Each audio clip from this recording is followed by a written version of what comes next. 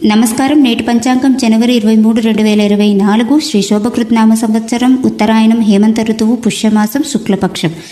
తిథి త్రయోదశి రాత్రి 8:57 వరకు, తరువాత చతుర్దశి. వారము మంగళవారము. నక్షత్రము ఆర్ధ పూర్తిగా ఉంది.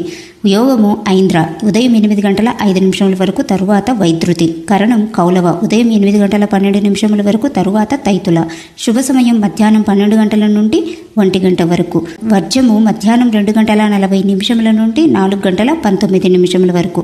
దుర్ముహూర్తము ఉదయం 9:05 నుండి 9:50 వరకు. తిరిగి రాత్రి 11:12 నుండి 12:02 వరకు. రాహుకాలం మధ్యాహ్నం 3 గంటల నుండి 4:30 వరకు.